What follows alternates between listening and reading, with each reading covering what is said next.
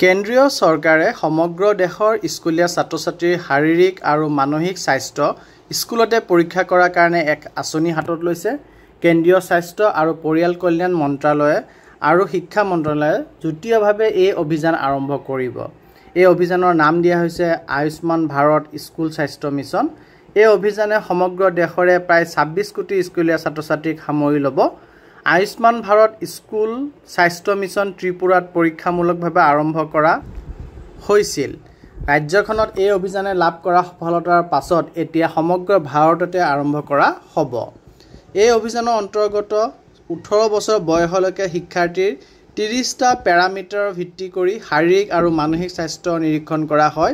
ইয়াৰ ভিতৰত আঘাত, হিংসা, বেইজ্জতি বা উপলুঙাৰ সন্মুখীন হোৱা, অসুৰক্ষিত সম্পৰ্ক, মানসিক আৰু আৱেগিক বিকাৰ, আক্ৰমণাত্মক মনোভাৱ, হাড়ৰ বিকাৰ, প্ৰয়োজনতকৈ অধিক ক্ষীণ তথা নিষ্কটীয়া, মেদবহুলতা, দৃষ্টিশক্তি, ছালৰ ৰোগ, ৰক্তহীনতা অৰ্থাৎ এনিমিয়া আদি। এই অভিযানে শিশুসকলৰ নিয়মীয়া কাউন্সেলিং আৰু চিকিৎসা পৰীক্ষাৰ পথ মুকলি কৰিব। সেয়েহে এই অভিযান সমগ্ৰ দেশতে আৰম্ভ কৰাৰ প্ৰক্ৰিয়া আৰম্ভ কৰা হৈছে। ত্ৰিপুৰাৰ পাছত বৰ্তমান দেশৰ 34খন ৰাজ্য তথা কেন্দ্ৰীয় শাসিত অঞ্চলৰ 388খন জিলাৰ 30,000 স্কুলৰ 1.5 কোটি শিশুক সামৰি এই অভিযান চলাই থকা হৈছে।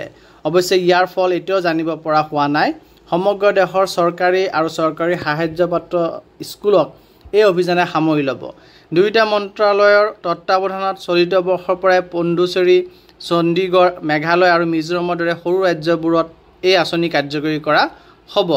এই অভিযানৰ বাবে প্ৰথমতে সৰু ৰাজ্যবোৰক বাছি লোৱাৰ কাৰণ হ'ল এই ৰাজ্যবোৰত স্কুলৰ মানচিত্ৰ তৈয়াৰ কৰাটো সহজ হ'ব।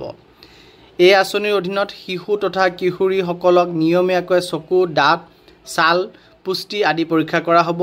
ইয়াৰ লগতে প্ৰতিগৰাকী শিক্ষাৰ্থীৰ এক ডিজিটেল হেল্থ ৰেকৰ্ড প্ৰফাইল তৈয়াৰ কৰা হ'ব। ইয়াত শিক্ষাৰ্থীৰ স্বাস্থ্য সম্পৰ্কীয় সকলো তথ্য সন্নিৱিষ্ট কৰা হ'ব। যদিহে কোনো শিক্ষাৰ্থীৰ কোনো ধৰণৰ ৰোগ বা দুৰ্বলতা দেখা পোৱা যায়, তেতিয়া লগে লগে ওচৰৰ চৰকাৰী চিকিৎসালয় বা বিশেষজ্ঞ কেন্দ্ৰলৈ তেনে শিক্ষাৰ্থীক প্ৰেৰণ কৰা হ'ব, যাতে সময়মতে চিকিৎসাৰ ব্যৱস্থা কৰিব পাৰি। এই অভিযানে দেশৰ ছাত্ৰ-ছাত্ৰীসকলৰ শাৰীৰিক তথা মানসিক স্বাস্থ্য উন্নত কৰিব বুলি আশা কৰা হৈছে। ধন্যবাদ।